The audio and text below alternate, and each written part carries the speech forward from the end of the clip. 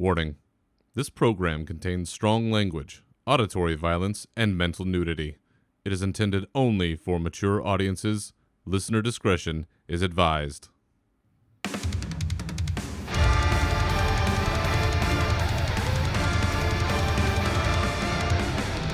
Welcome to your uncensored home for World of Warcraft news and opinions. This is Unshackled Fury.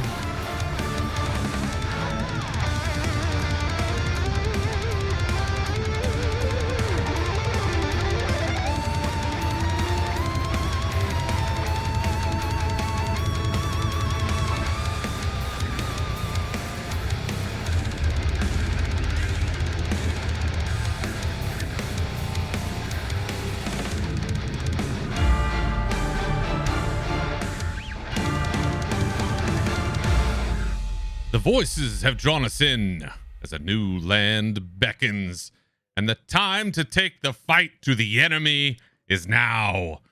So welcome back for episode 151 of your uncensored home for World of Warcraft news and opinions, Unshackled Fury. I'm your host, Berserker, and with me once again is the one-man hero talent known as Mr. Jez Corden. Welcome back again, good sir. Hello, and yes, indeed, it's all hands war within this week. Pretty exciting. We are right in the middle of it. Yeah, We're talking right before we recorded. It's hard to take a break right in the middle of it right now because it's just to get to the end.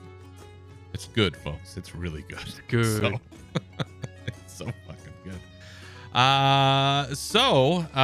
Today I mentioned a couple times doing like a live show, and this isn't a live show because we're not on Twitch in that way or anything like that, but this will be probably a little looser of a show than usual. So if you hear like hiccups and fuck ups and noises and things, like just live with it because that's how it goes during fucking expansion launch, and it's more fun this way. So as we record this, we are right in the middle of early access. Both Jez and I have been in. We've been fucking around and seeing the thing, and we're going to talk about that. But when this episode drops, should be Monday. So it should be release day. So hopefully nothing will get too spoiled, and if it does, through the course of this conversation, it won't be long until you see whatever we talked about. So sorry in advance. But we are going to try to keep it relatively spoiler-free-ish this first episode, give people a chance to see the story, because there are some really good story beats. There's one in particular that Jez and I have already messaged each other about. Oh yeah, and it's so fucking good. so good. And we'll have to wait one more episode to talk about that, but we will, and you'll know if you have seen it, you know what I'm talking about. If you haven't seen it, you will.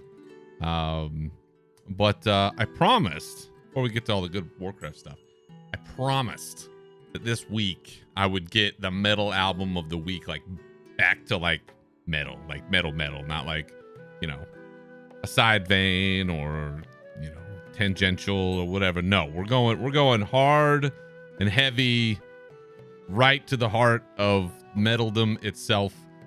So for this week, I have for you another fantastic Bay Area band that if you haven't heard of them, here's your introduction and you're welcome. So the album for this week is The Blackening by the band Machine Head. And if you don't know who Machine Head is, they've been around a long time. Rob Flynn is their lead singer. He was part of a band called Violence. Viol-Lence. Another great Bay Area thrash metal band. Put this shit in your ears. It is hard and heavy from the front to the back, and it's going to make you want to run through a Nerubian or a brick wall or whatever you got in front of you. It is hard and heavy, and I love it. And they've been around forever, and they're still making music. So if you ever see them anywhere touring, go fucking see them. They are a classic, awesome metal band. But as soon as you put this album on, as soon as you fire up The Blackening, there's a little bit of an intro to that first song. You're going to be going, what's Berserker talking about? But then when it hits, fucking hits, and then it goes for a whole album. And it's badass. Jez, are you familiar with Machine Head at all? I'm familiar with Machine Head. I haven't listened enough to Machine Head, unfortunately. I must dedicate some time to listen to some of their stuff more. I don't know why I haven't. It's just I've always meant to, but I just never have. On the plane over, because I'm back in Germany now, I was listening to Static X. It did make me think of this segment. I was like, I really love Static X, man. I just love Wayne Static's voice. Fuck, they were huge. Yeah, they were so big when I was a kid. And they're kind of like some bands of that era kind of dropped off for me over the years. I used to listen to bands like Dry Kill Logic and Edema and stuff like that. Like some of these like new metal sort of spin-offs. But like but some of the bands like Core and Static X and Deftones, they've sort of remained timeless for me. But yeah.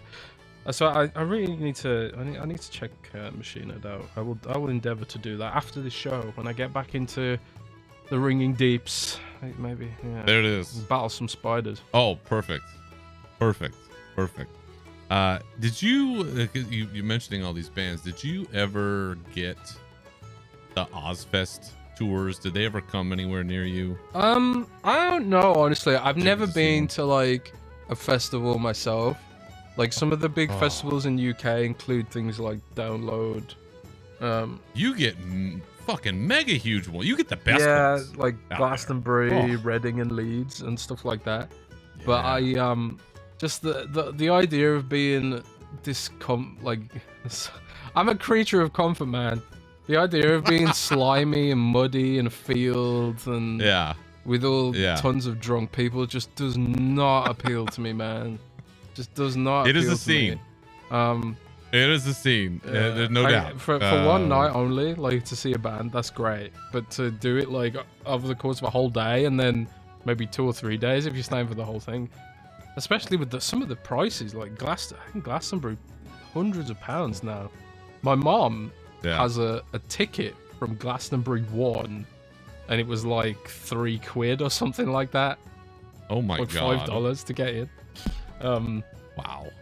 Maybe it wasn't even that much. Maybe I'm overestimating how much it was. But she's got like a collage of all the tickets she had. Like she's seen Ozzy Osbourne and all these kind of Black Sabbath, and all those bands.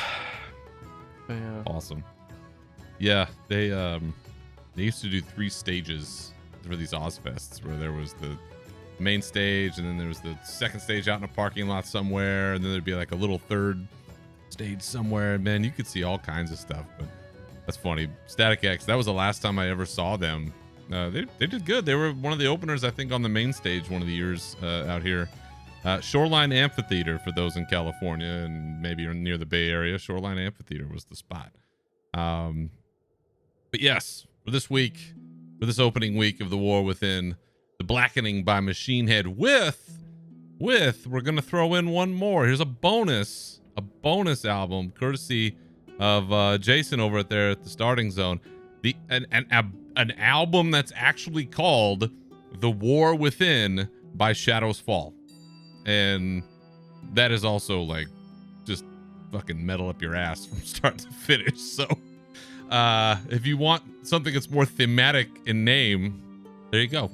The War Within by Shadows Fall. You can listen to that too. Beyond that, Jez, it's the best time.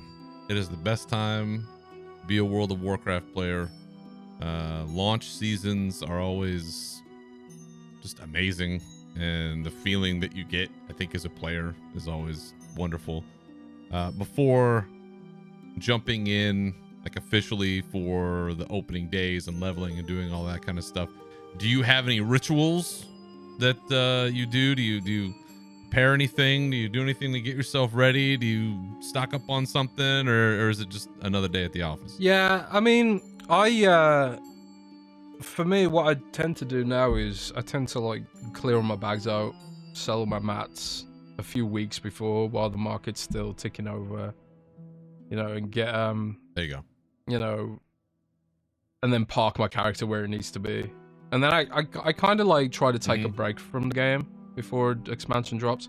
I also, even if I do get beta access, I try to play it as little as possible so I don't get spoilers. Because I do feel like when you experience everything polished and connected together, those story beats we were talking about earlier, they're just so much more impactful like that. Oh, yeah. So, how about you? Do you have rituals? In game, same thing, right? Try to clean out bags, try to get prepped, try to get ready, clean everything. And it's also out here in the real world. My desk, I give my desk a thorough cleaning. I usually try to dust off my PC and kind of like make my space nice and clean and organized, because as has been the tradition since the release of Wrath of the Lich King, me and the homie Rommel get together and just level with each other for several days solid. And so, now I've got a pile of dishes and coffee cups and my trash cans full of stuff. And like, I have to make room to hunker down in here for a few days. So yes, since Thursday, it's been pretty solid. And my family's been good about leaving me alone. And I block everything out on the calendar, so everybody knows. Don't expect me to be anywhere, but literally right where I'm sitting right now, talking to you.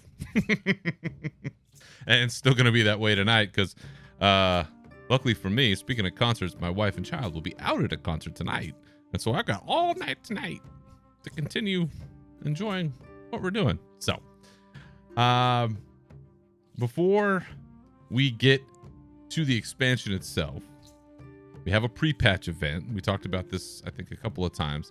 Back and forth with the Radiant Echoes event, and I found it to be very helpful with the amount of XP that they were giving and then lowering. And so I actually have, Jez, this is the first time it's ever happened.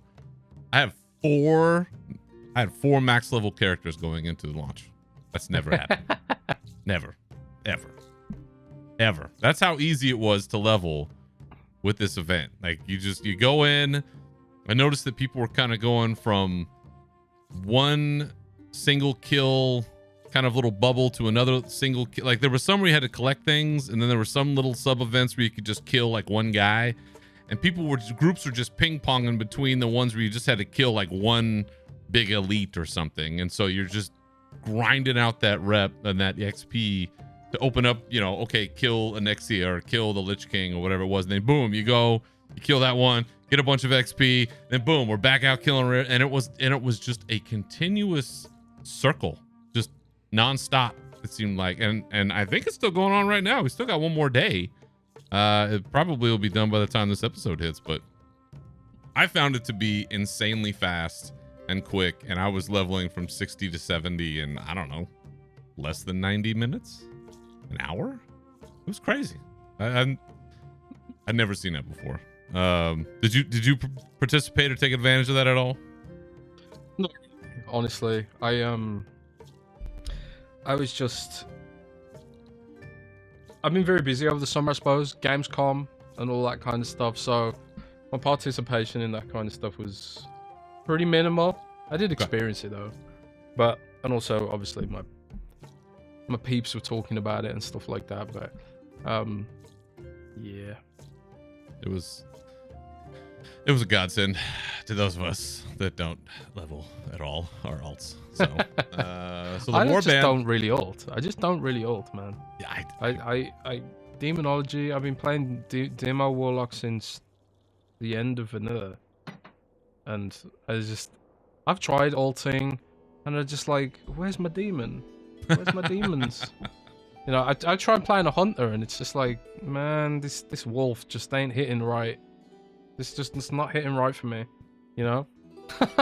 I do, because every time I jump on something else, I'm like, where's my whirlwind? Where's my Odin's Fury? It's not there. What the fuck? What kind of class is this? Yeah. They get 4 up. Now, maybe you didn't participate in any of this, but I know, because I saw, and I know you want to talk about this. There were, among other things, 2 pre-launch videos, you want to call them that were put up by Blizzard. We knew we were going to get some kind of, we talked about like a Warbringers type short, like that sort of thing. And there was one that they released, Thread of Destiny or Threads of Destiny, and it was how Xal'atath essentially got to the Nerubians, and you see her coming out of that crazy looking mural and doing her whole corruption bit. And it's great, and I recommend you watch it. But Jez, I know, and I'm gonna throw this to you right now. The Ilaria Light and Shadow cinematic. I know this was all you. This had your name all over it. I know you love this. Yeah, man. The cinematics they put out to sort of begin driving hype for The War Within were fantastic. And, I know this is not a popular opinion, but Battle for Azeroth, at least narratively speaking, was probably my favorite expansion. And I don't, obviously, with Shadowlands, some of those plot threads didn't land very well in the end, should we say? Probably. But I think like the way they built that expansion up was fantastic, and they did the whole Warbringers thing, the N'Zoth fish, and all that, and N'Zoth himself, that whole season, the N'Zoth season, is probably my favorite season maybe ever. I love that raid. I love that boss fight. Like everything about it was just fantastic, and to see like we've started getting these similar kind of treatment with these sort of motion comics, which I like. Some people don't like them, I noticed, but I think they're really fantastic. Awesome. I love them. Like the art's just incredible, and obviously like they're not gonna blow up the budget in the same way like the intro CGI will, but my god, that intro CGI as well is just fucking. Blizzard has been consistently the apex of CGI for decades now. For decades. Like they are always like pushing it to the next level. Like that is just incredible that they're still able to maintain that. It's one of the best CGI cinematics I've ever seen, the intro to The War Within. But Light and Shadow specifically. While the actual presentation of it was fantastic, I do have some concerns about Illyria. She's coming off as she's very similar to Tyrande, man. I kind of feel like dog with the bow and sort of on the hunt, revenge and all this kind of stuff, and also like wrestling with the Night Warrior stuff, and it like instead of the Night Warrior, it's the Void. It's kind of like this. She even sounds like and looks like Tyrande, I suppose. They're both elves. They both use a bow. So the whole time I was thinking like Illyria is way too similar to Tyrande, and I kind of feel like this could have been a Tyrande role. This could be like Tyrande is like, because the whole thing about the Night Warrior, that's void coded, man, in some way. Like the whole night and darkness, that's void coded, man. I don't care what anyone says. So this could, it could be Tyrande in this role right now. She's still the Night Warrior or whatever, and Xal'atath is manipulating that aspect of her or whatever, I don't know.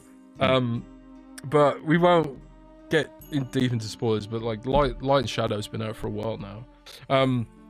But I think like Blizzard should, if it was me, I would be cognizant of the fact that the plot threads here are very similar, not just to Tyrande, but you could go back even further, and I can't remember her name now. The chick who was hunting Illidan, I can't remember her name. Maiev Shadowsong. Maiev, yeah. You could go back even further and say, well, it's Maiev again, So I think that there's something to be said that they could work a little harder to differentiate between Tyrande, potentially, and Illyria. And I also I'm also salty, man. I'm just gonna say it. They're trying to replace Sylvanas, man. Oh, They're trying to replace my waifu, man. And I mean, she is a it windrunner. doesn't- yeah, it doesn't sit right with me, dude. It doesn't sit right with me in some way. And I know Sylvanas made a few small mistakes, very small, tiny mistakes. But hey, live and let live, right? You know, maybe it could be Sylvanas, you know, redeeming Huh? herself and just being like, "Hey guys, I'm back. Oh, by the way, I'm a good guy now. I'm gonna help you guys with Xal'atath. It's all good." And well, fuck it. Maybe she could just be working for Xal'atath and just like, well, actually, fuck you God. guys. Could you imagine? Holy shit. Oh man, I don't think we'll see Sylvanas for a very long time, sadly. I but, probably not. But I think that could work a little bit harder to develop Illyria's character beyond "Urgh, just an angry huntress elf, just like Yeah. Tyrande." well, and in particular, I know with this Light and Shadow cinematic, you appreciated the level of violence in particular because Oh yeah, we talked about it. she It was does feel fucking like shit up. Oh yeah, I feel like Warcraft's it's taken a darker tone, and I have to wonder if that's Chris Metzen's influence in some way. Like, again, no spoilers, but like some of the stuff in the War Within already is like, bruh, this is like we're stepping deeper into horror territory here, and I feel like we have to step into horror territory if we're dealing with Lovecraftian space void horrors. Yeah. Let's not make them fluffy, cartoony Pixar void horrors. Let's make them actual, like, not quite Diablo level, but like at least sort of like, oh my god, that's actually uncanny and creepy. And there is some stuff in the War Within, no spoilers, that sort of starts treading in that direction, and it's fantastic to see, you know. And we're not even at like midnight yet, which presumably from the expansion title. That's going to be Oh God. scary. I got a feeling we might actually lose in this expansion, and the next expansion is dealing with the aftermath of losing, you know. And Sure feels that way. Yeah, and you know, what does it actually? What does a Void Lord actually look like?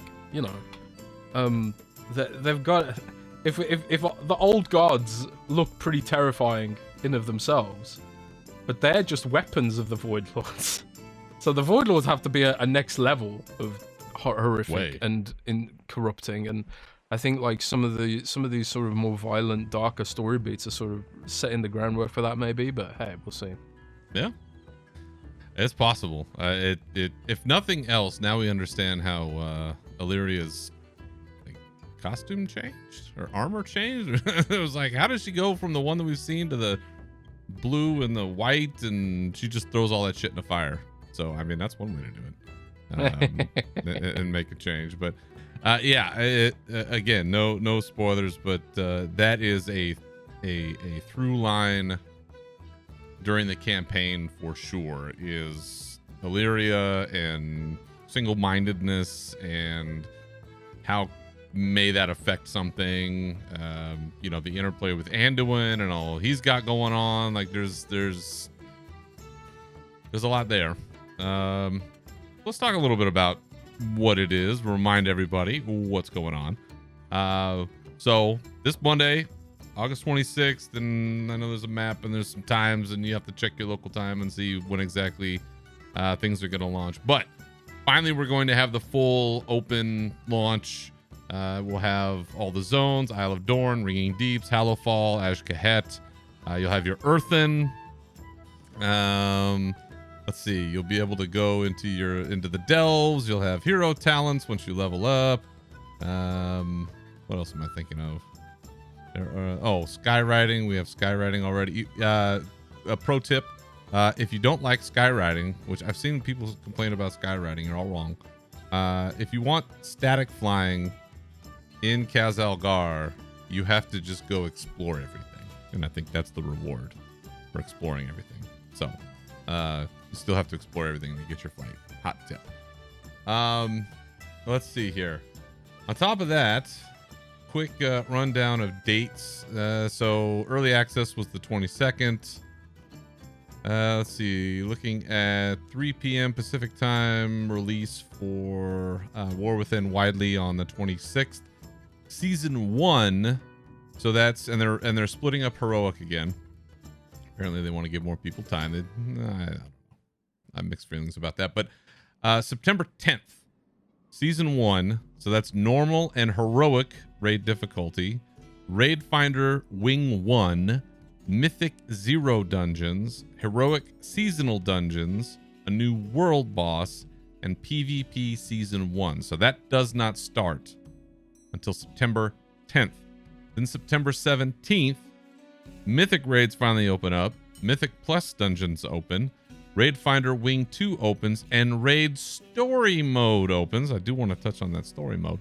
And then the 24th of September, you have Raid Finder Wing 3. So those are kind of the, I don't know, major dates of everything that's coming.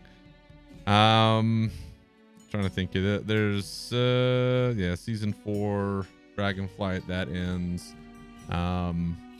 But for us, Jez, you and I, who have thus far quested through what is to come for folks that haven't had early access. I know I got to 80. I believe you are also at or near max level. I'm 80 now. Yes. You're 80 now. The fear that I had coming into this expansion was that Dragonflight, universally I think regarded as a good expansion, where it ranks in the pantheon, no pun intended, it's a good expansion. It's high. It's up compared there. to Shadowlands. Who knows? We'll see. So the question was, could they do it again? Could that momentum keep going? And I think I knew within the first 20 minutes they'd done it again. Yep. So I've seen all 4 zones. I've played through the campaign in its entirety. Without giving anything away, I will also tell you, you will need to do other side quests to get to max level. The campaign itself is not enough to get you all the way up there. So, Jez told me before we started recording, you, I think, are doing the smart thing. You're taking your sweet ass time and you're clearing out the zones. I am like, I mean, part of the motivation for that is like the warband system, right?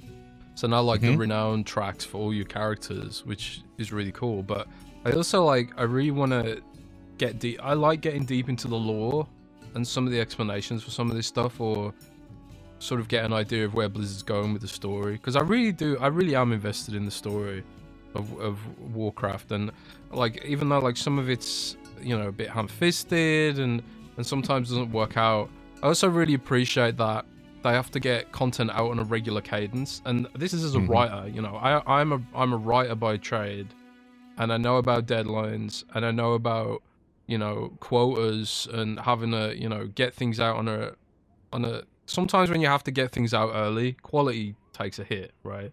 And like you have to think like, okay, well, I could work on this for an extra week or 2 weeks or 3 weeks and make it perfect.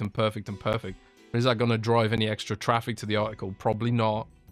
And then it's like, well, I'm just going to cut and ship it, because at the end of the day, I've got to keep the lights on, which means publishing at a certain speed. And I think when Blizzard's like up against it and their parent company, whether it's Activision or Microsoft now, they're saying to them, okay, we need this by this date, things probably get cut, or like lore things get overlooked and stuff like that. So I just kind of like, I take it for what it is and accept it, like, flaws and all.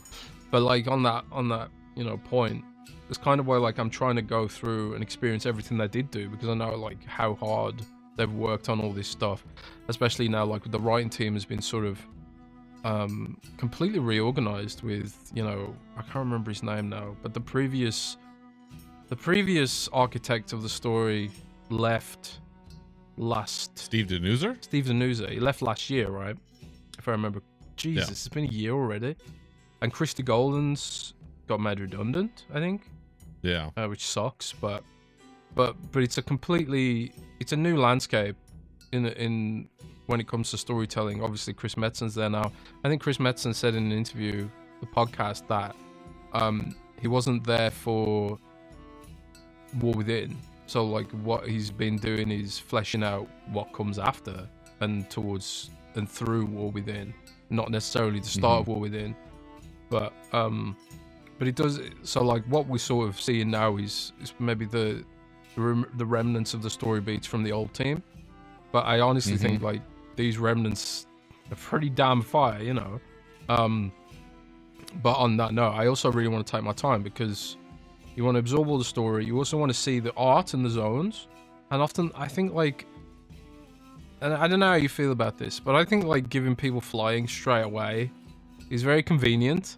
But when you've got all those dragon riding, you know, contrails all over your screen, you can't appreciate the art of the zones as much and the amount of work that's gone into them unless you're forced onto the ground first. So I've actually been riding around manually a lot, just to really take it in. Backtracking. I've been running through Donegal. Yeah, man. Just walking. Donegal is like an amazing city and all that stuff. But I just want to take it slow because like when does the season start? It's not for a while yet, right? A few weeks, couple of weeks, something like that. Yeah, September, whatever date I just gave. September. Oh, I just clicked it off here. What is that? September 10th, September 17th, September 3rd, somewhere in there. So that's a broad range, dude. I could ask Microsoft Copilot. Okay. I don't. It is the 10th, September 10th. There we go. So September 10th. It's like a decent chunk of time before a couple of weeks, you know, before the season actually starts. So it's kind of like, why rush? You know, I see people in my guild like staying up all night. I'm like, oh, I'm level 580 now, and it's like, dude, you're gonna have nothing to do for 2 weeks, man. Like you can't even go higher than Delve tier 3 right now. So why go mad with it? I'm just gonna chill, take my time, do the side quests, take it in, and just enjoy the story for what it is, and you know, get some loot along the way. Yeah. Mess Mess around with the ult. I'm loving it so far, man. So good. Yeah, it's a winner, folks. And if you've been playing through the early access, I'm going to assume you probably feel the same way, or at least understand why people would think so. If you haven't jumped in yet and you're waiting, or you're just doing it now, god damn, it is. The lands are gorgeous. The music, by the way, the soundtrack of this expansion is fucking phenomenal. Like I don't know. Dragonflight had some good ones, but man alive, the zones just feel right. There are, to your point, you know, the campaign is the campaign. The campaign's great, but there's so much of that little side stuff. There is one side story, and I don't want to say much about it, but there is one side story on the Isle of Dorne that, again, I knew where it was going, but just going through it and reading all the story about why something was happening and then getting to that conclusion, you end up out in the ocean, you'll know what I'm talking about. I was just like, fuck, man, how can this be happening in this video game that's 20 years old, and it's like not like, it doesn't seem serious on the surface, but fuck me running, like the thing that they just touched on is like so real and so deep. And if you've ever experienced certain things in your life, maybe with certain family members, fuck, man. It's such a treat and it's such a pleasure. And yeah, I do recommend doing what Jez is doing and just take your fucking time. Just enjoy it. Like, this doesn't give anything away. I was down in Ringing Deeps, for instance, and I was doing this one quest where you gotta go, you know, gotta find a guy. And you find a guy, and a guy is in this room, in this structure down there, and all you needed to do was turn the thing in. Like, you didn't have to fight anybody, you didn't have to do anything, you just had to turn the thing in, and the guy was just there. And I walked in the little room where he's in it, and I'm looking around going, look at what's in here. Look what they did. Look what they built for a room in this place that's never really going to be used for anything.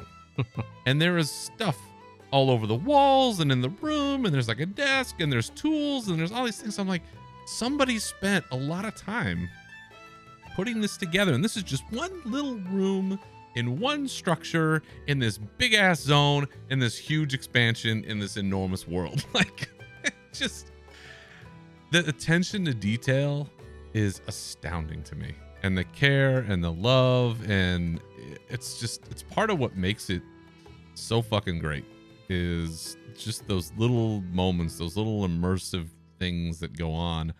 The spiders, yeah, they're scary. Yeah, I don't like them. Did I turn arachnophobia on? No. You know why? Because the crustaceans are worse.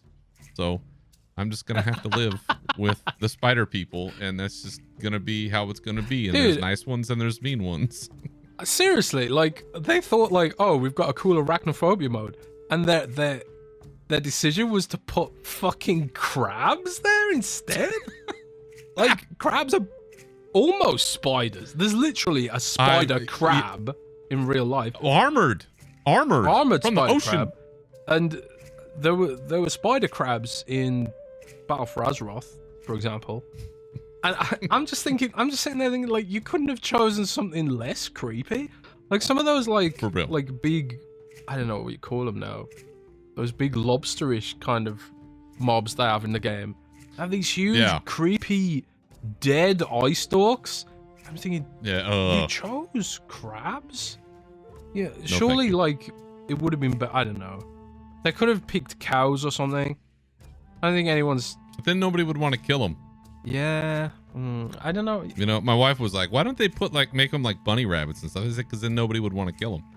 And, like, you have to do that at some point. Have you seen Grounded's arachnophobia mode? Have you heard of the game Grounded? You were telling me about this. How did that work? Yeah, so in Grounded's a survival game where you shrunk to the size of an ant and you have to survive in someone's backyard, right? Like Honey, I Shrunk the Kids. God. It's a very cool game. It's a very, very good game. And they were the first, I think, to come out with an arachnophobia mode, obviously, because a lot of the mobs in the game are giant fucking spiders. And they are terrifying. They move like spiders. They want to murder you like a spider. They're horrific. And, you know, and they were like, okay, well, we probably need an arachnophobia mode, or a bunch of people ain't going to be able to play this, because the spiders in that game are terrifying. Like, I ain't arachnophobic necessarily, but they're terrifying, you know, giant spiders. But their idea was like, okay, we're going to remove all their legs and just make them floating balls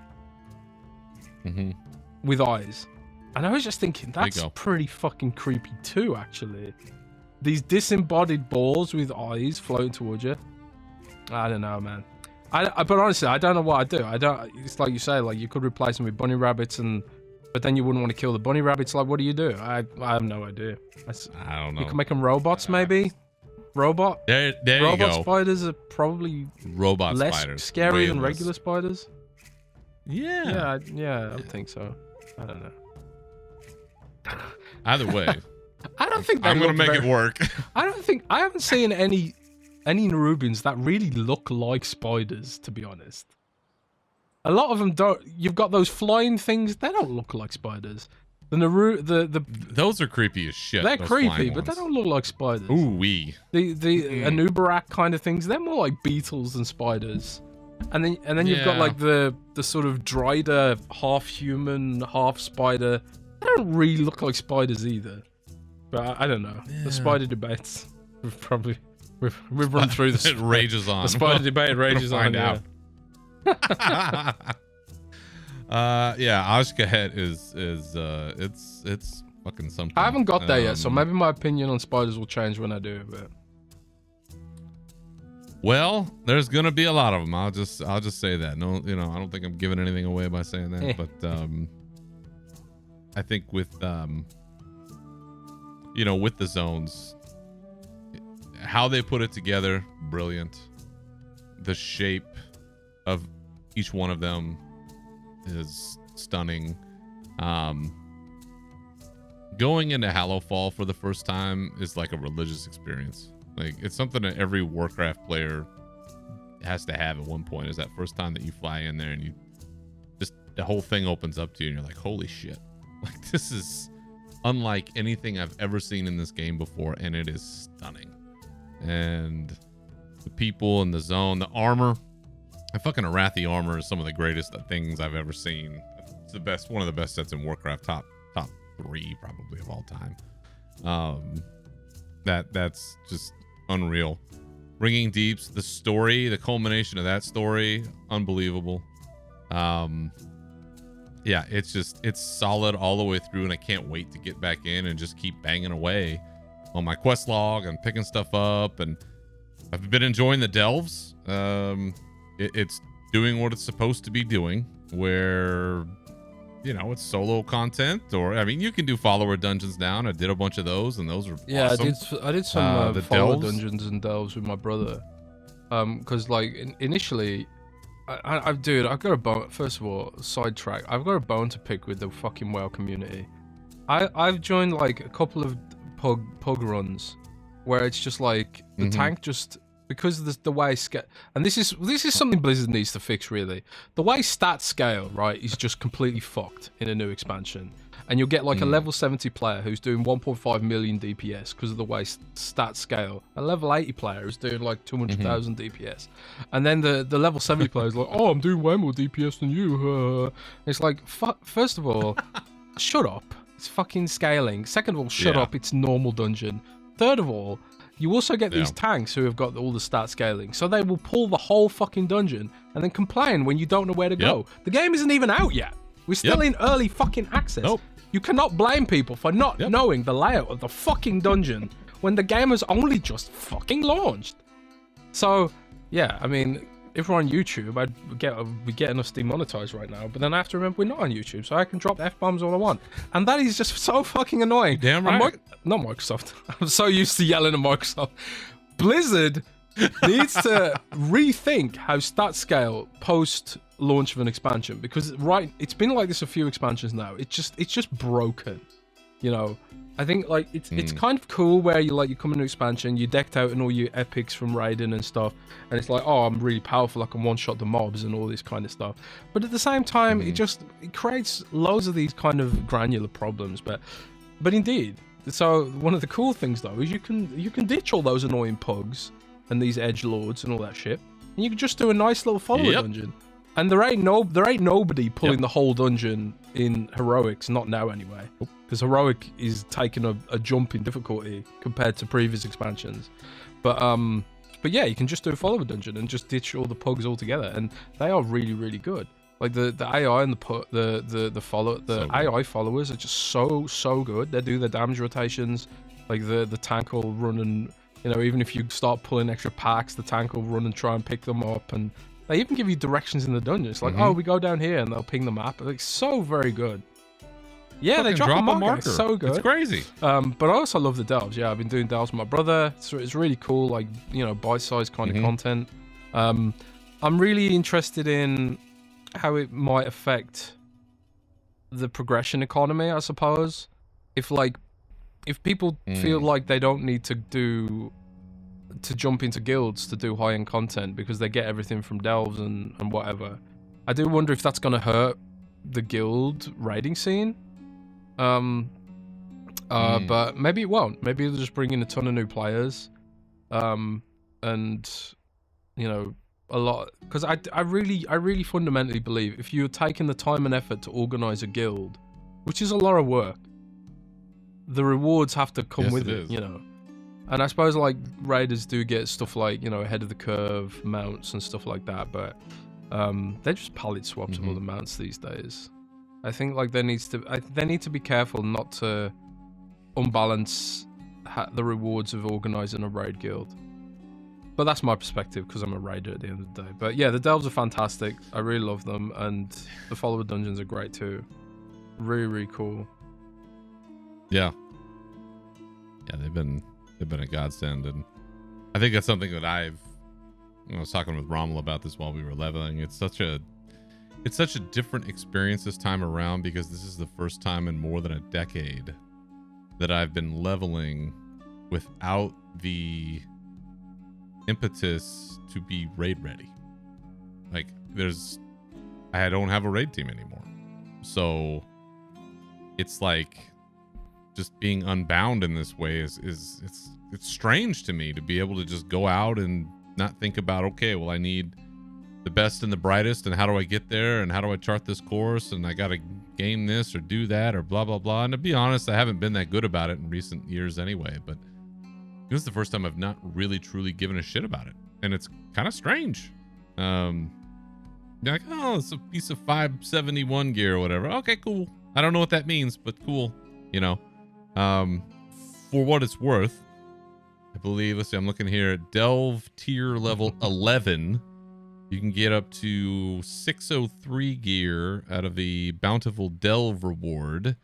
And then, let's see, out of the Great Vault, because the Delve is part of the Great Vault now, you can get up to a 616 piece. That's got to be pretty high. So...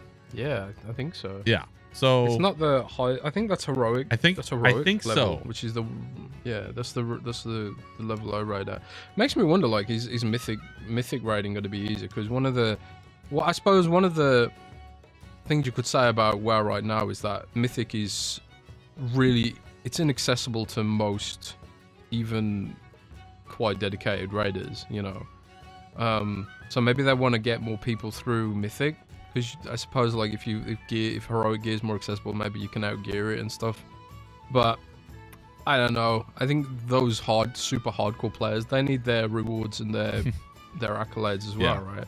Yeah, that's like the most dedication you can possibly make to the game. Well, and I'll tell you, when towards the end of the period of time when my last raid team we were trying to save ourselves and trying to recruit. Everybody thinks they're a fucking mythic raider now. Like, trying to find just a heroic raid team or trying to find just heroic raiders, it was damn near impossible. Because in the old days, right, you go to the forums on your server and be like, hey, I got a team, or I'm looking for somebody or whatever. And now it's it's fucking Discord servers and people putting their stuff out there, and everybody thinks they're a mythic raider, and we couldn't pull anybody. Like, oh, are you a mythic team? We're not a mythic team. Oh, well, I'm too good for you.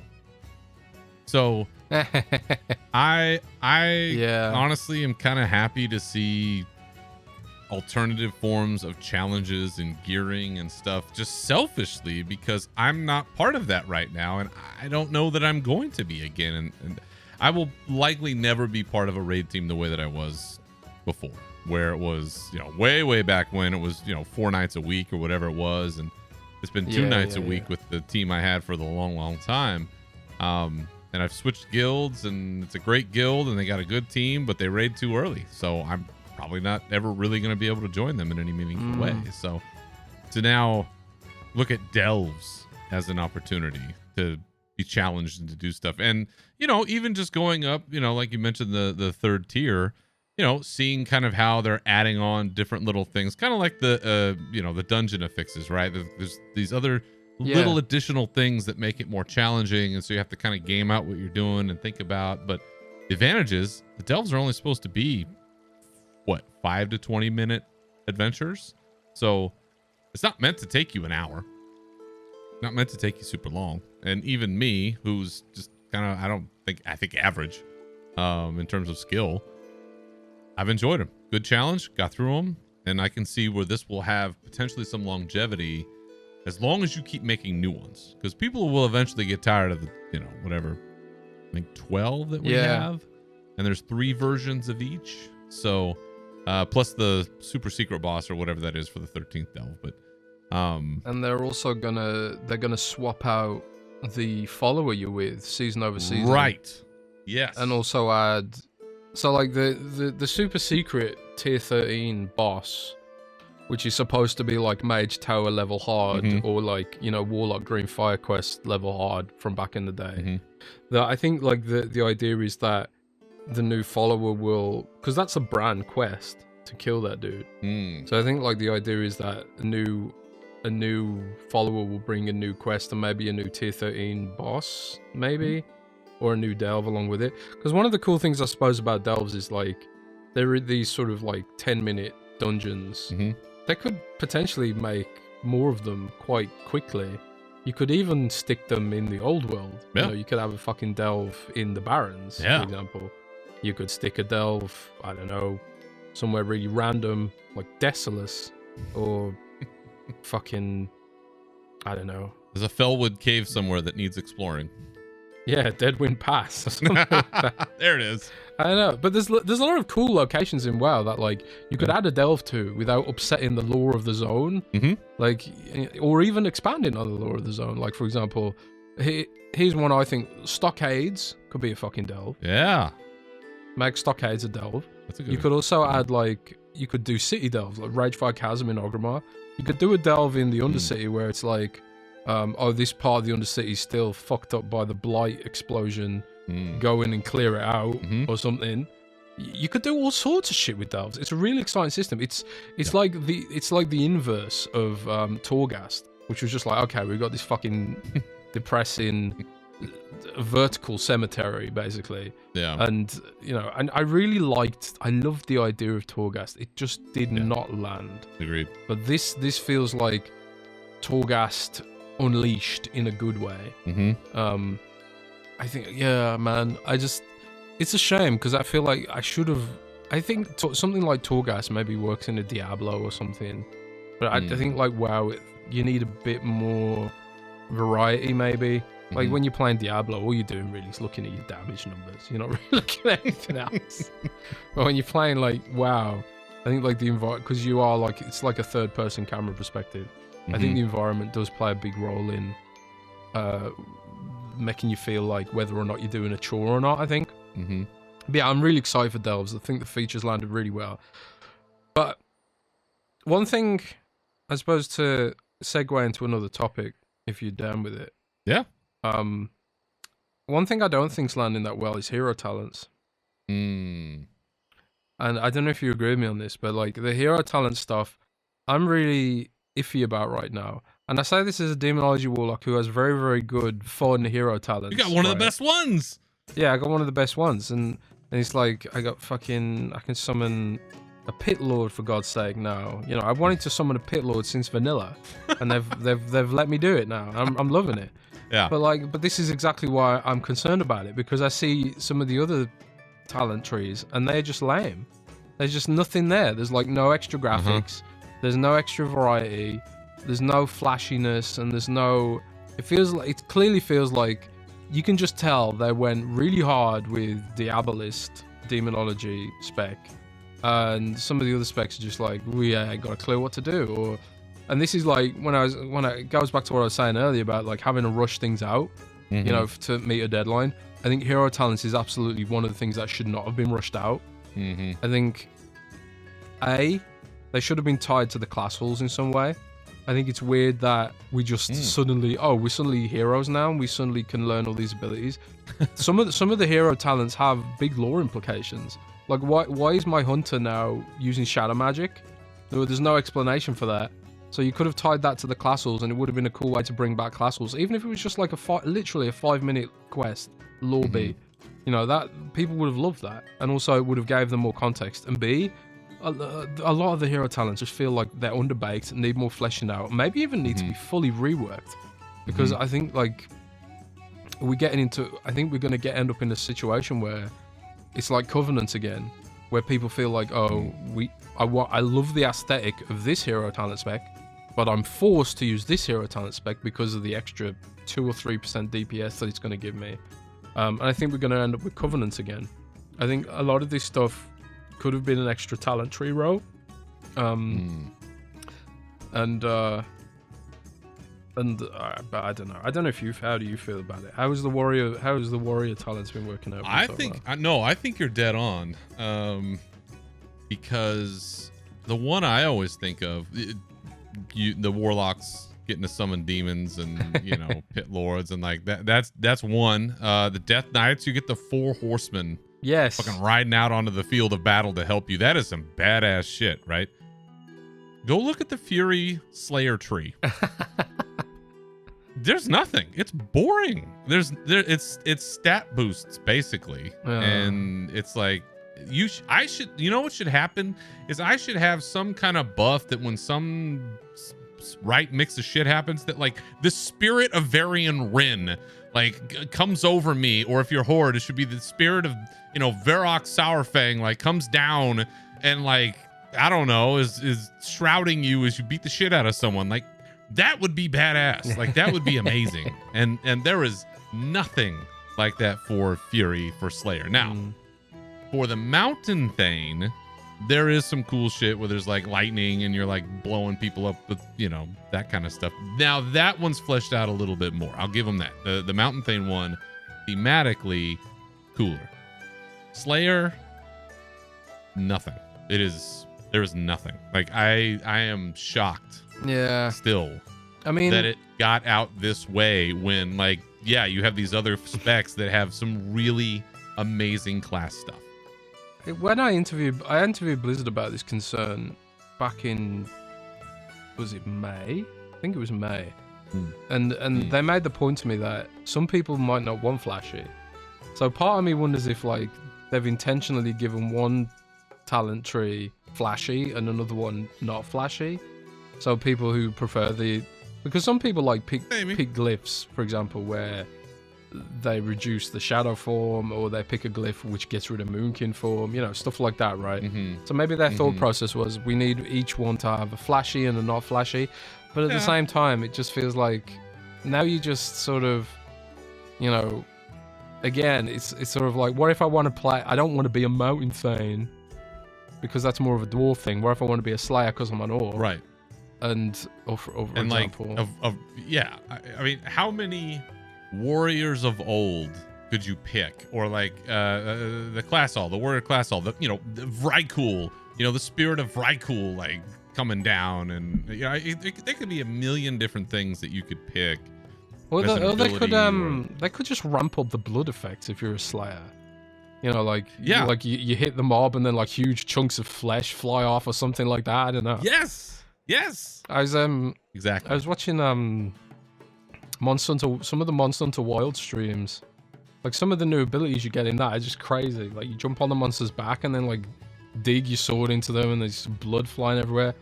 You know, and I was just thinking, World of Warcraft has these mechanics, like where there's like chunks of blood and chunks of flesh, like 3D chunks flying off, and you know, maybe there's, I don't know, some kind of, I don't know, technical reason why they couldn't do that. But yeah, I do feel like clearly some classes got the short end of the stick when it comes to hero talents, and I think some of them probably do need full-blown, not just like tweaks, but a full-blown rework.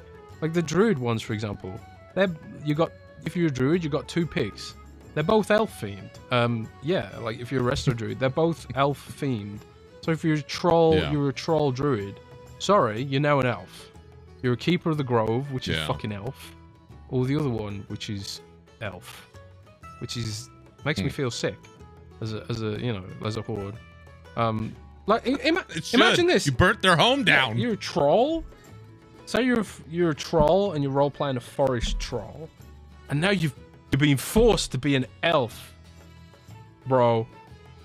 I don't know. Yeah, that's not gonna work. I don't know. Some of this stuff just needed a way more thought going into it, and it just feels like I kind of feel like they bit off more than they could chew with this. I think they should have maybe just made it an extra talent row, and then just called the endpoint talent, like the talent that lets me summon a pit lord, call that a hero talent or something.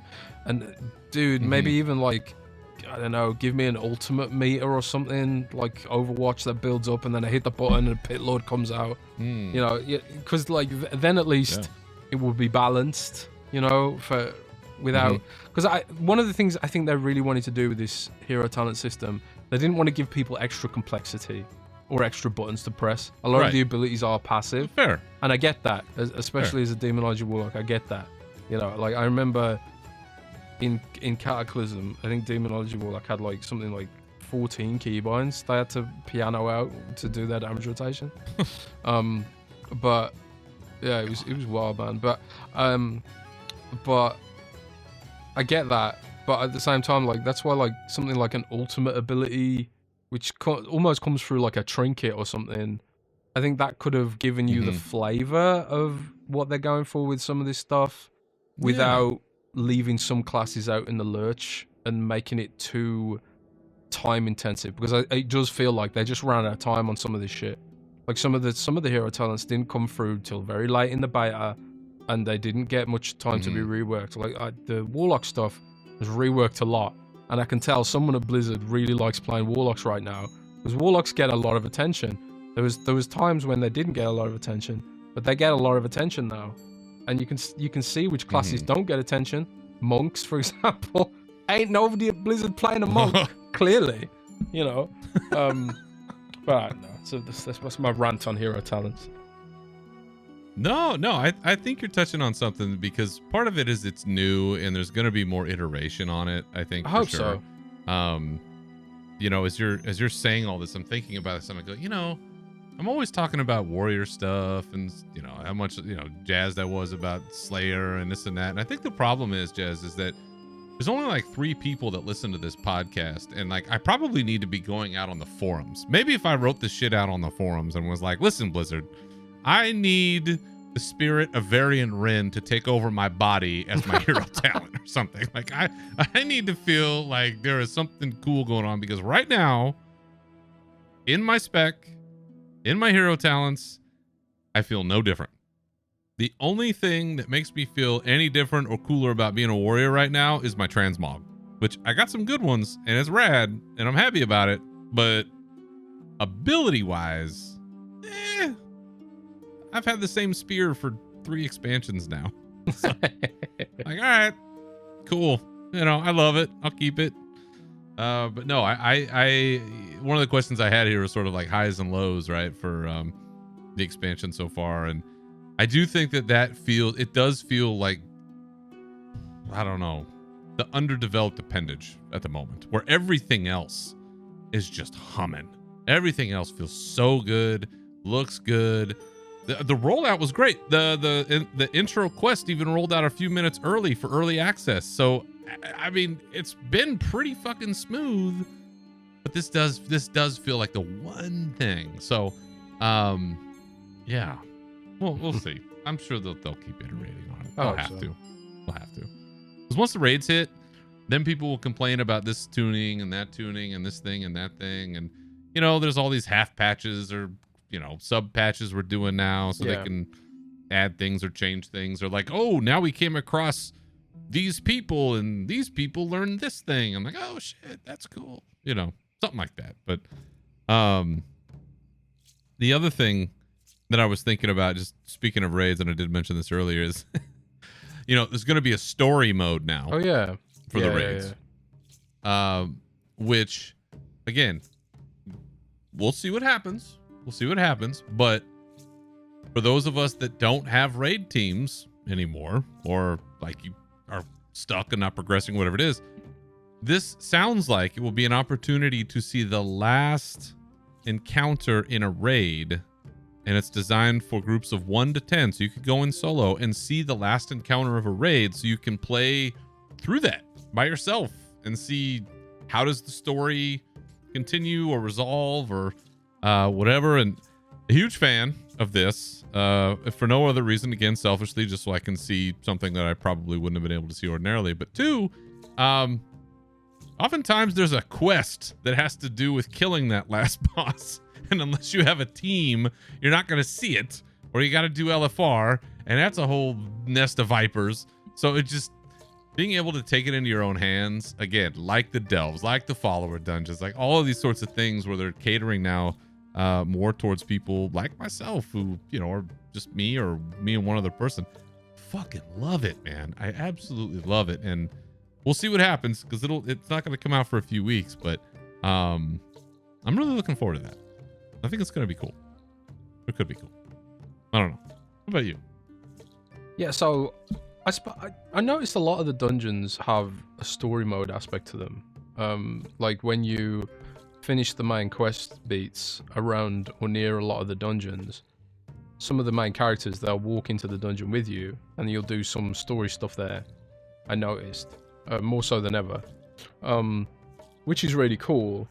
And I think maybe one of the thought processes behind this is like, we want to onboard more people into raiding, because, you know, raiding is the thing that keeps people coming back repeatedly and keeps them subscribed for longer. I would assume that the chasing the gear item level is what keeps people returning. Yeah.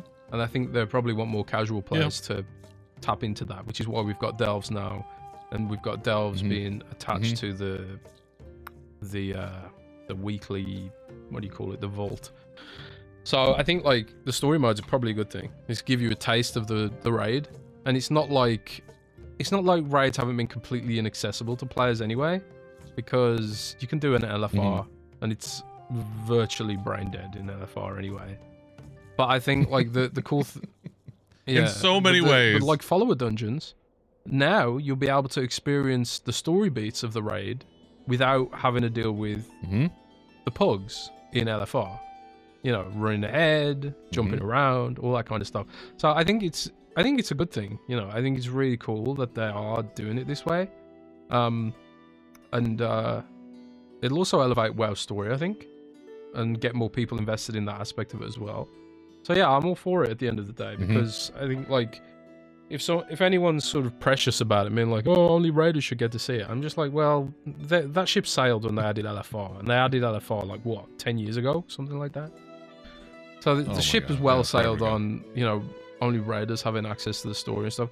I remember when my raid guild fell apart fighting in Mount Hyjal. We fell apart on Archimond.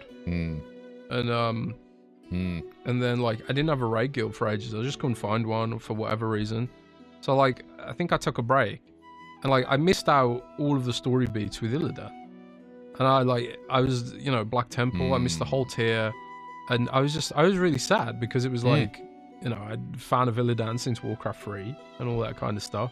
And I just missed out that whole tier because, you know, and all the story beats and all the plot threads, missed out on all of it because I didn't have a raid guild. So I think, you know, LFR's, you know, that gives people the story beats, but then you have to deal with the pugs. This will be way more immersive. I think this is a much better way of doing it. I would honestly prefer it if they just did, but I would prefer it if they did like a story mode, the whole dungeon. I think that'd be pretty cool. Like do a follower raid. Screw it. Do a follower raid follow. I'm waiting for it. Just do a follower raid. You could have like 10 NPCs. You know, maybe you just get one cache of loot at the end or some flight stones or something like that. Just call that story mode with followers. Yeah. And it's not just the last boss, because I think they are robbing players of a bit of the epicness of a full raid by only making it the last boss. But I don't know. But yeah, I think it's good. I think it's good. That's what I'm waiting for. Follower raids would be cool, man. Yeah, do it. I mean, why not? It's keep it the same difficulty as LFR, but without having to deal with the pugs. You know, because one of the big problems of modern WoW is that players see each other as tools. They don't see each other as people, and they just see each other as like a tool. So rather than having to deal with, you know, people who see you as a tool, why not play with AI NPCs? It's basically going to be a better experience, I think. But I don't know. We'll see how it lands. I think you're onto something. I assume it's a tech issue as to why we don't have it yet, because like you mentioned, the AI so far on these follower dungeons is legit. Like I got a battle res, for God's sake. Like I was like, I didn't even know if they would do that or not, but they did. Yes, I died. There's one thing that does annoy me about followers though. They don't know how to use the Warlock summoning portal. Oh. So like my brother got stuck when I was playing with him, and I was like, oh, I'll see if the followers are smart enough to help me use a summoning portal to get you out. But they ain't smart enough to use a summoning portal. So that's something they need to add, probably. Not yet, but maybe they will eventually. Put that on the forum, and they'll put it right under Slayer needs a bump of some kind. Now that tech is in game, it just feels like the possibilities are limitless in terms of being able to expand the availability of these story beats and raids and dungeons and all of this content, so it's not so locked into such a select group. And I get it, the exclusivity and all that kind of stuff. I think that you still can do that with titles. You can do that with the gear itself, where there are going to be some gear models that only come out of mythic raids, and I think that's the way it should be. Like that's fine. You should earn that reward and that title and that thing, and it's a locked period of time, and you know, you can feel good about it or whatever, and then they can bring it back on the trading post in like 10 years, and then you can, you know, complain about it or whatever. But I have a lot of hope for this tech, and I've enjoyed it. so far. And the only other thing I wanted to mention before I get to my last question for you on this bit is just so folks know, I think they've learned their lessons about the Maw from Shadowlands. There is a skip for the intro. If you get to 80, you can skip the whole Dalaran thing at the beginning. And then with an alt, if you get your alt to 80 in any way that you want, you can get that alt up fucking doing whatever you like. There is a skip that you can give to an alt that's at 80 to go skip past all the story stuff and just get straight to the max level questing. So, again, finding ways to boost these things and short circuit these things to make your life a little easier, so you don't have to go through the Maw 15 times when you're just trying to get your miner up so you can make stuff. 3 days we've had this now, Jez, you and I and everybody else with early access. On a 1 to 10 rating scale, 1 being just the worst dog shit of all time, and 10 being I can't believe this was actually made by human hands. Where would you rank your initial experience with The War Within 1 to 10? Right now, I'm honestly at a 9. Yeah. Maybe an 8.5 because of the hero talents. But like, yeah, as a warlock who's benefiting from the hero talents, it's a 9.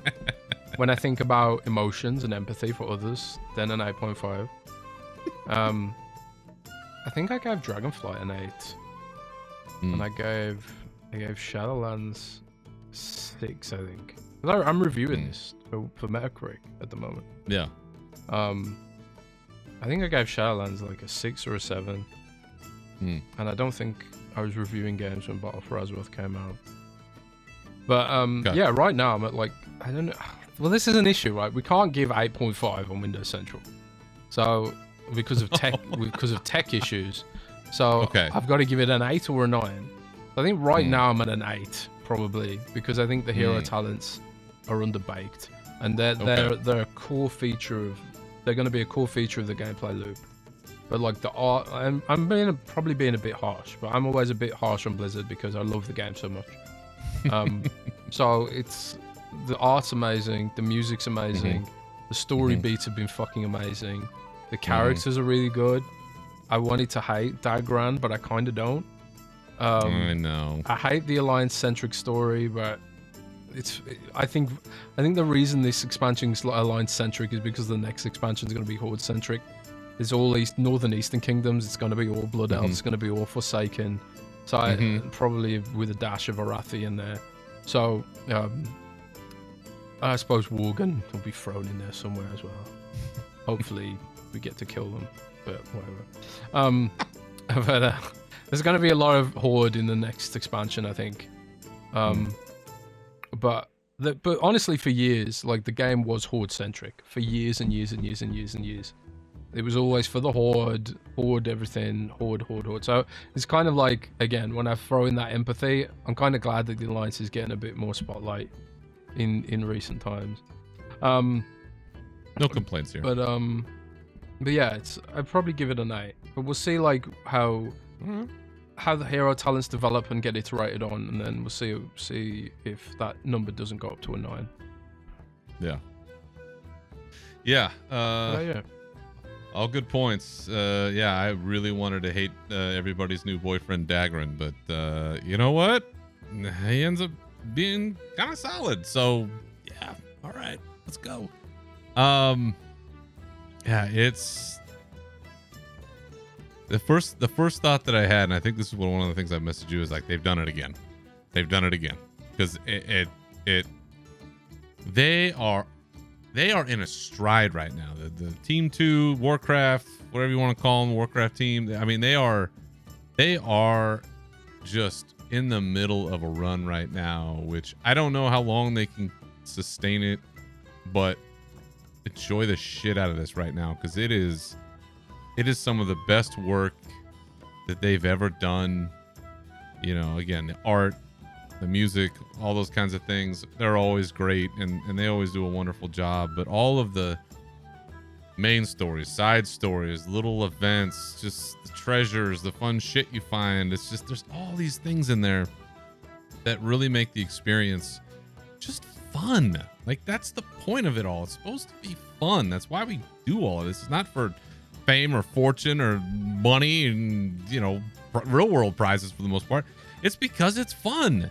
And that's exactly what this expansion has been so far. So, I mean, I'd give it a solid 9 because the hero talent is it's underwhelming for me, but I mean, it is a solid experience. I think people are going to agree with that for the most part. If you have like major complaints outside of that, maybe they're valid. I don't know what they would be, but always willing to listen.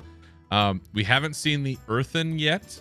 That's one thing that we haven't been able to get to on the early access. You can pretty much do the questing to get like nearly all the way there, and I have done that at this point. So we have yet to see them and what they look like and how that kind of adds a flavor. You're gonna make one?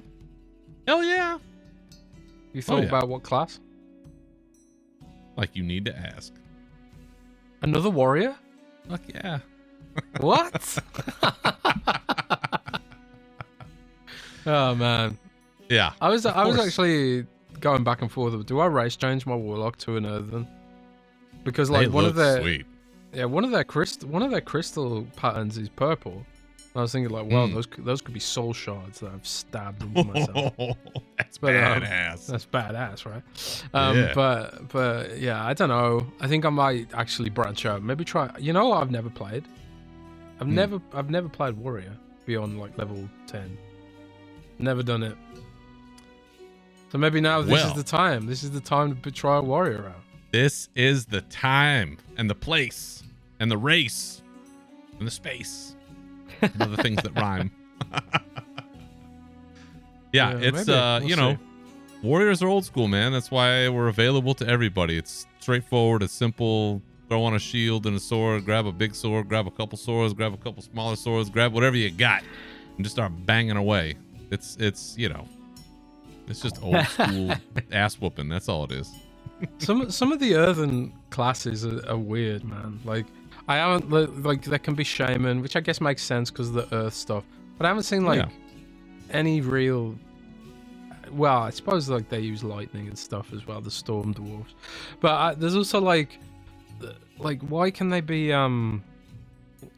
death knights? Like why can they be death knights? That doesn't really make sense. Actually, I don't know. Maybe I'm wrong about that. I'm gonna check that real quick. Okay. Warhead earthen classes. Let's have a quick look at this.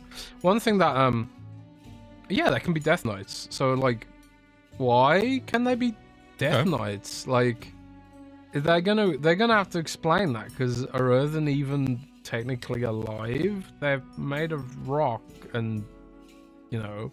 So that I think that's kind of clunky. That one is a little funny, I'll admit. Maybe this is wrong. So on the article, it says Death Knight in one part, and then it doesn't in another part. So okay, maybe they can't be Death Knights then. According to this bit, it says warrior, warlock, shaman, rogue, priest, paladin, monk, mage, and hunter, which those make sense, I suppose, for the most part. But if they're Death Knight, wouldn't make sense. But in another part of the article, it says they can be Death Knight. So I don't know. I see hunter, mage, monk, paladin, priest, rogue, shaman, warlock, and warrior. Yeah, okay, that makes sense. It's fair enough. Those make sense. Yeah, those make sense. Monk, more or less. Monk, I suppose, is a bit of a stretch. but they are like Khazalgar is quite near to Pandaria, so I suppose you could do the whole thing where it's like, oh yeah, some panda went there and taught some random monk. I don't know. But Rogue's a bit weird. But then we have Tauren rogues now, so maybe it's not weird. I don't know. Maybe I'll make my ship sailed. Yeah, maybe I'll make my shaman. I'll make my shaman into a earthen, maybe. Or maybe my hunter. I don't know. Man, I don't know, man. I only play Warlock. Options. Yeah, I only play Warlock anyway, so I don't even know what I'm thinking about it. That is some pretty rugged shit, though. That's like straight out of Diablo, just jamming shards into your body. Yeah, man. I don't know if I was gonna role play. I don't know how that worked out for the Wanderer, but maybe it'll work out better for you. Yeah, maybe. Oh dear. Well, we'll all see him tomorrow, I guess, or today, depending on when you're listening to this. Yeah, I'll definitely be making one. Hell yeah. Sure.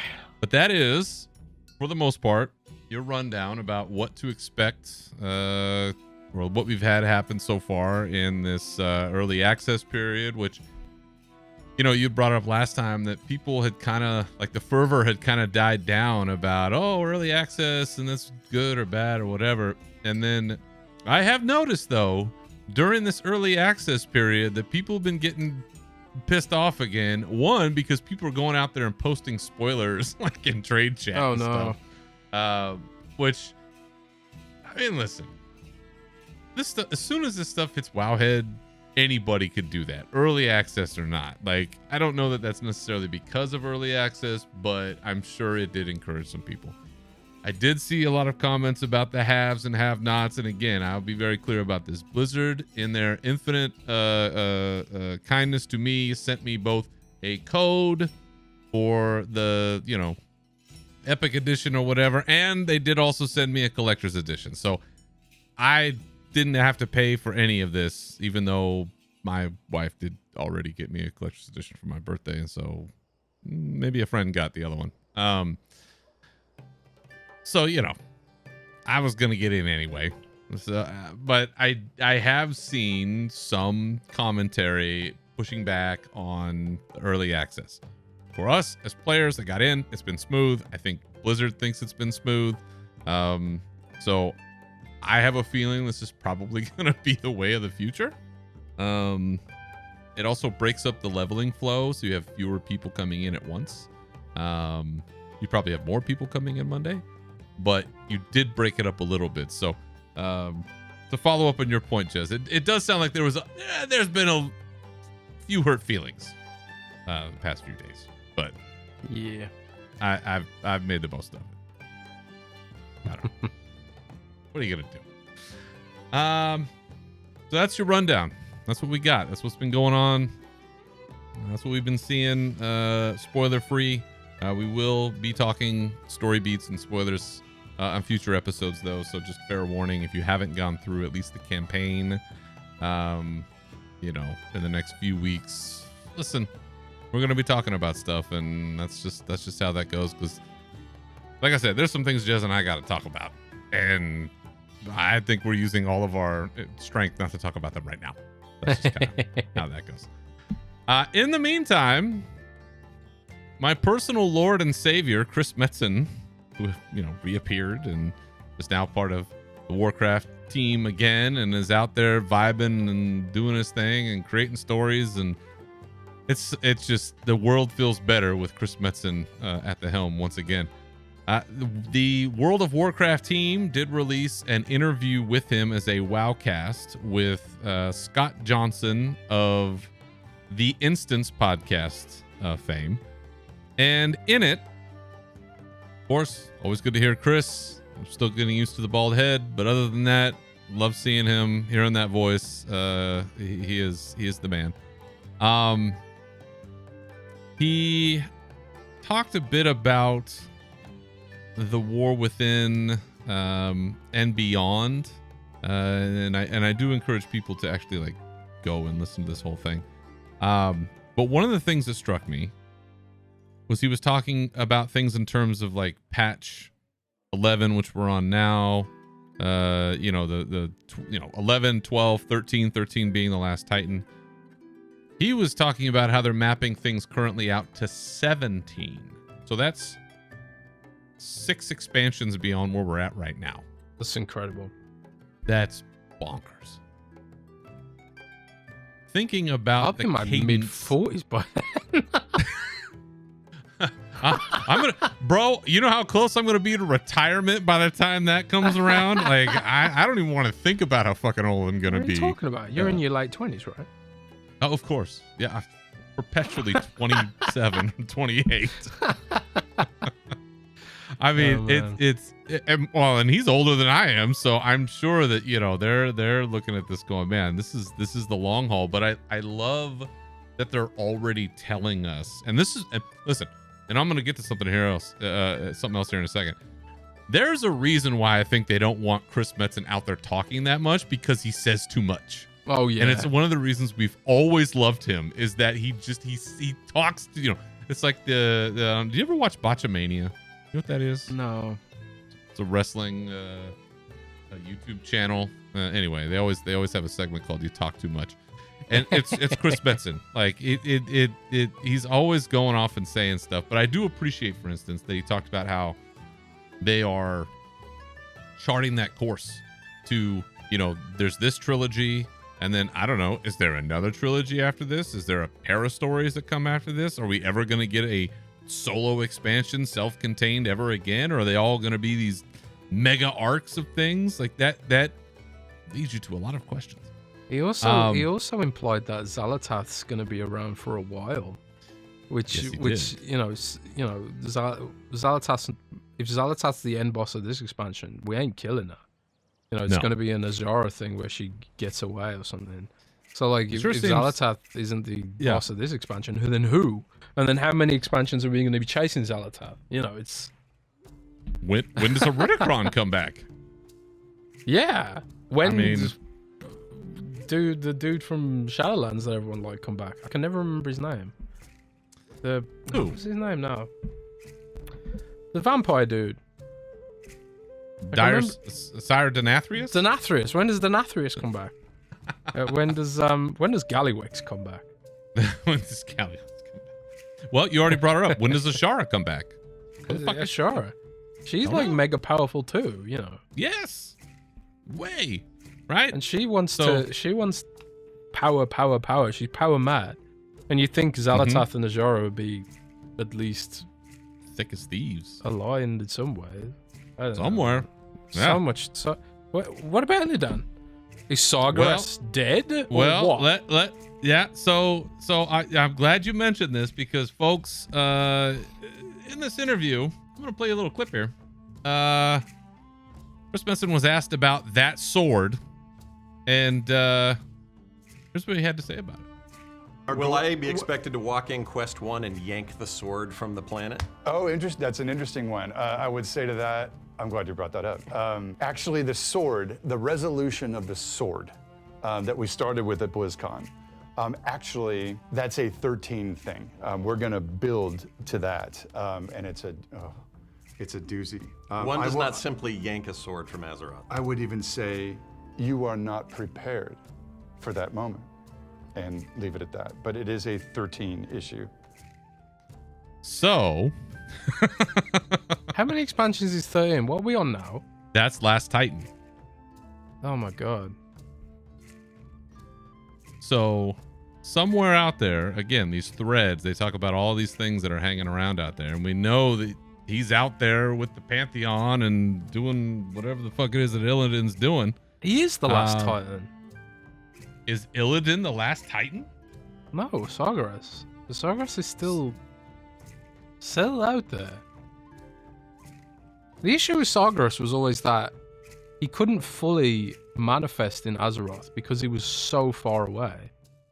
Like millions, billions of light years away. So we always needed some kind of portal to get to Azeroth. He could send echoes of himself to Azeroth. And that's why the Maelstrom exists in the first place. It was because the portal to bring him here exploded. Yeah. And he physically can't get to Azeroth. So the whole deal with him being on Azeroth, to stab the planet in the first place, was that even him or a projection? Because he just sort of emerged out of a cloud. I never really fully understood. I think that was him, because I think that's him and Illidan fighting in that whatever pocket, that dimension, or whatever that shit is. It's a bit strange, because then he just sort of appears, and then he can only manifest for like a very brief moment. But then like the echoes of the Titans, which must be pretty powerful in their own right, even though they are dead. Apparently, Yeah. they sucked him in a vacuum like the Ghostbusters. It's really the whole stuff with the Titans and their physicality in the universe is always confusing, because they're like, if you go back far enough, there was the whole thing with Aegwynn and Sargeras possessing Aegwynn like a bit like Diablo. And that's how we ended up with Mephisto Medivh now. going crazy. Yeah. So like, clearly the Titans can exist in a corporeal form, even though they are these huge giants. I don't know. We're getting well off track here, but it's just like, This is it. it sort of goes back to everything they've been teasing recently about, like with the Ridicron and this whole idea that what the Titans tell us is very much their perspective, and they're like maybe not the most reliable narrator in the first place of their own history of what actually happened. Iridicron obviously feels like the Titans were basically alien invaders trying to force their technology and their colonialism basically on Azeroth. Yep. And be like, yeah, okay, we're here now. You're gonna be dragons, boop, and your culture's gonna be our culture, which is Titan robots, and we're gonna put all our alien bases all over the place, literally everywhere. There's, that's supposed to be like the British Empire in a way. The Titans are the British Empire. That's The Titans of the British Empire. Is that that's what we're boiling it down to now? Yeah. Sargeras is, I don't know, Boris Johnson or something. I don't know. I'm getting tired now. It's coming up to midnight. That's all right. Forgive that's all right. me. I know it's getting late for you. Forgive me, listeners. No, I love it. I love Jazz After Dark. It's the best. The thing that this interview also tells me that I really appreciate in getting away from the Alex Afrasiabi era is they clearly have an end in mind. And they've said this, I think, on a few occasions, is that they clearly have an end where they want this story to go, the kind of major beats that they need to hit to get there, and then they have to fill in the rest. So it's not this like aimless, well, we'll just throw shit at a wall and see what happens kind of adventure. Like they clearly know where they want to go and then take it from there, which maybe that's part of the reason why things feel stronger right now, is because they have purpose. And that's not always been the case, So, anyway, if you haven't seen it yet, always good to hear Chris Metzen. He is the king, always will be, and hopefully he manages to stick around for at least a few more years.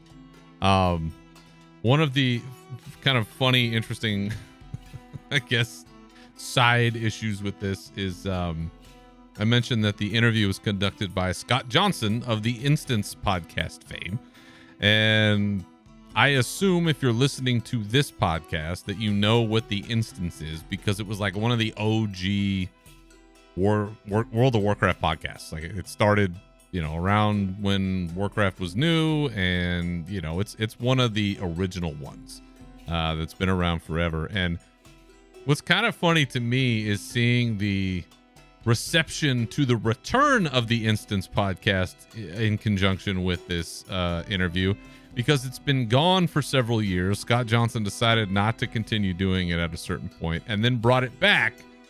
Now, I guess the things are good and feeling better about things. And the, just to kind of open it up to the wider audience, the conversations that I've had with people around the podcast community have been kind of hilarious. It's just how widely varied the response has been.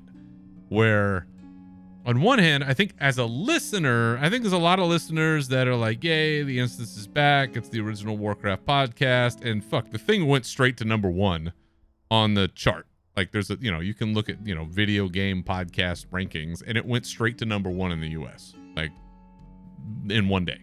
So, that's the kind of heft that still wields. And so on one hand, it was kind of funny where some people, and I understand this, were like, you know what, fuck him and the horse he rode in on. Here he comes, Johnny come lately.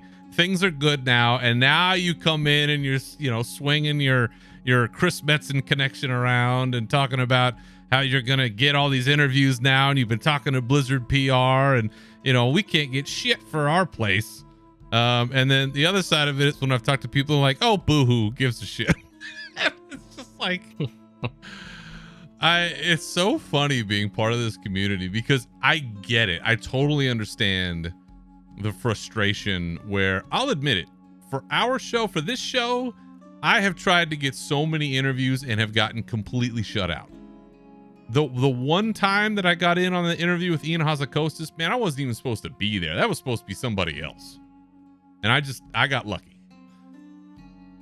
I know a lot of other podcasts who are routinely pinging Blizzard to get interviews and are getting the same response that I do, which is nothing. Zero, zip, zilch, nada. And then you have, you know, one of the OGs come back and is just like, yeah, we're on this, we're doing this, and I got this, and it's like all of a sudden the doors are opened. He probably knew Chris from back then. And that's the thing. So I get the frustration. I totally understand that. And I'll admit, just honestly, I feel a bit of that myself.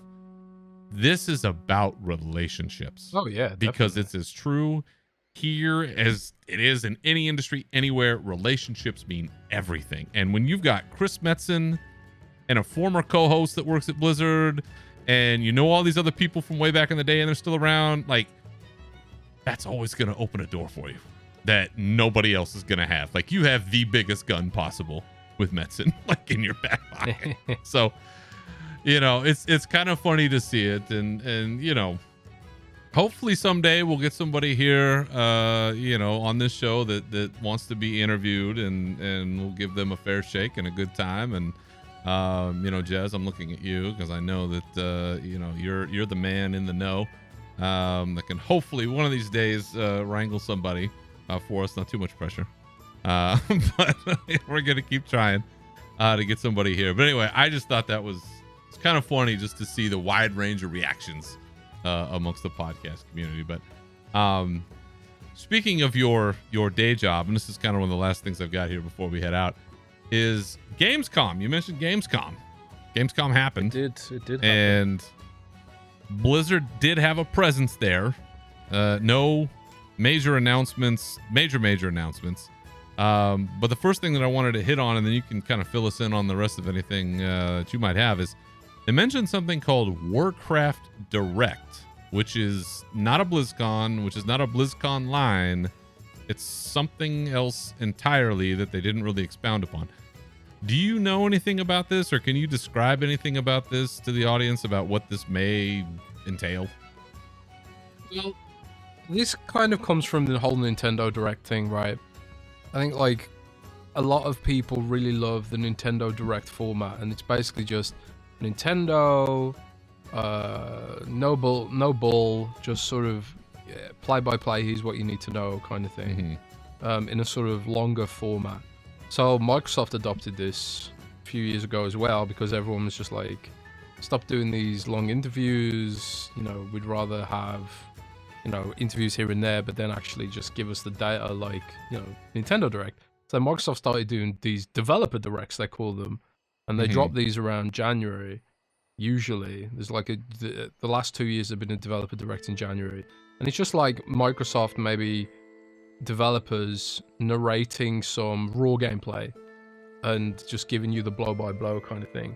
So it basically, I imagine it will be similar in format to the Warcraft panel that they do with BlizzCon, where it's like they have a PowerPoint presentation and they narrate what to expect from the next patch or the next expansion or whatever.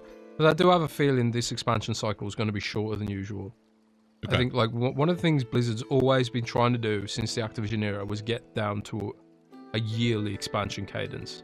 And they've never really been able to hit it. And I think that's one of the reasons this expansion is physically smaller than, like, the world landmass is smaller than previous expansions. I think that's because they're going straight on to working on the next expansion, probably to launch around this time next year, possibly.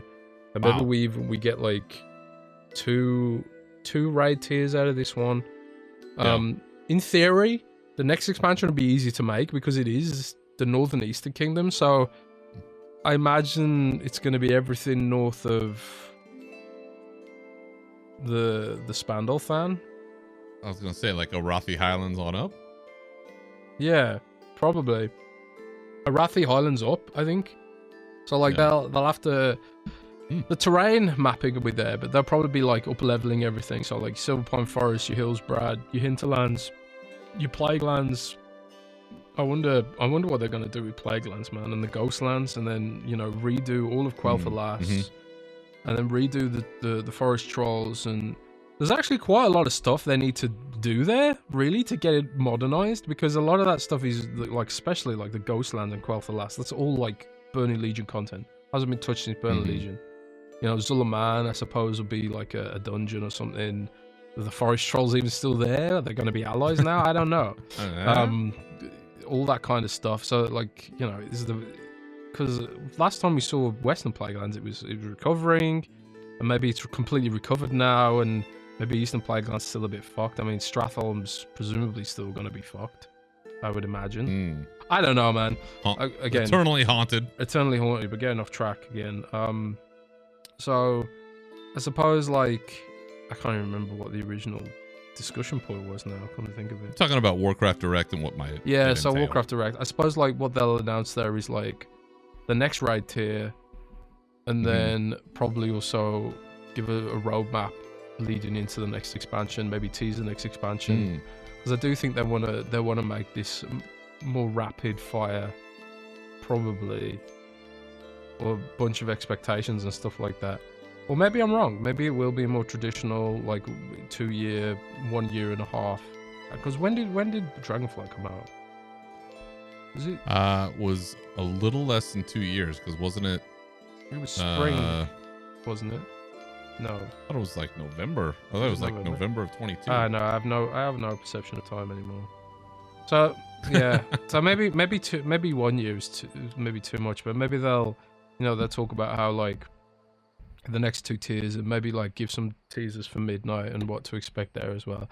I do think they've embraced this more transparent hype cycle now, where it's like they with under Mike Ibarra, they gave us this whole fucking roadmap for Dragonflight, the whole thing, and they nailed the roadmap really, really well. Yep. I've never, some did. things were a little bit like a 2 week, 3 weeks here and there, but they nailed that shit so damn well. And so yeah, I think it'll be similar to a Warcraft panel at BlizzCon, with a lot of gameplay footage, I would hope. And you go and watch like things like the Starfield Direct from last year, for example, of kind of maybe what to expect. I don't know if I presume it's going to be a Blizzard thing. I don't think it's necessarily a Microsoft thing that they're calling it this. I think it's just a matter of fact that this is this kind of format that's become really successful for platforms and publishers now. And Blizzard is operating independently more than ever now, like independent of Activision and Microsoft too. So a lot of this stuff is them doing their own thing, and I think it's really awesome to see. So I think it'll be good. Phenomenal. But they're going to save a hell of a lot of money from not doing BlizzCon this year, I'll tell you that much. I was gonna say, yeah, probably a lot cheaper. It's really expensive. They mentioned like doing a BlizzCon is really expensive, and like the tickets. Can't imagine. The tickets cost a lot of money, but they don't break even. So that's what you were it's saying. like marketing spend for them. And I suppose like in this era, and it sucks because I really want to go to BlizzCon. That was a bucket list thing for me, but in this era of free streaming on YouTube, it almost doesn't make a lot of sense to try and invest in all this time. And also, that's a lot of time developers could be working on the game instead of hanging out at BlizzCon. True. I think they'll do BlizzCon, so they'll just be less regular, but hey, we'll see. Yeah, we'll get you out to the next one. I'll take you out. We'll get tacos. Oh, yummy. We'll make it happen. 30th anniversary events. Any guesses what those could be? They mentioned those. No idea, man. I got no idea. No idea. No idea. Something StarCraft related. Will we see anything StarCraft related at any of the anniversary events coming up starting in October? I doubt it, man. Nothing tangential. I doubt just like a space Murloc doing something. Yeah, maybe. Nothing.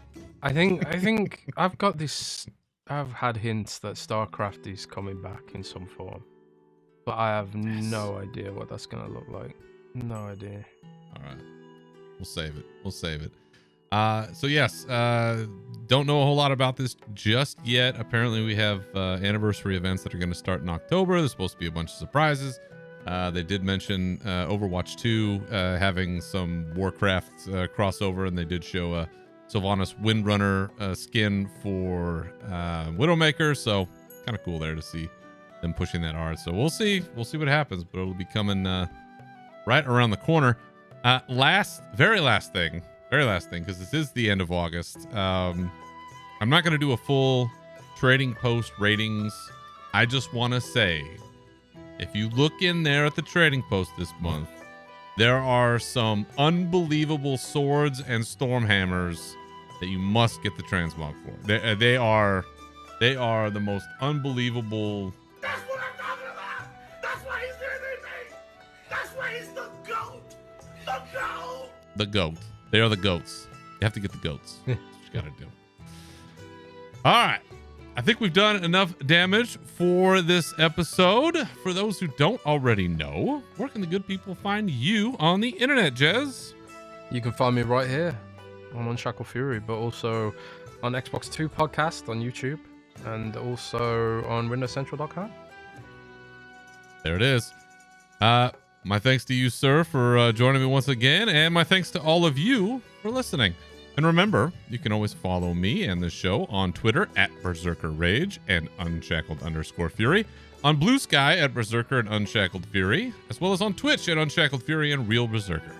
You can also join our Discord, links for which are in the profile of the show on Twitter and on our bonus roll page. Feel free to contact the show with your questions, comments, or otherwise through any of those resources or on UnshackedFury.com. And you can find the show wherever you get your podcasts. So once again, thank you for listening. Remember to keep your swords wet and your banners high, and we'll see you in Kaz Algar. Farewell.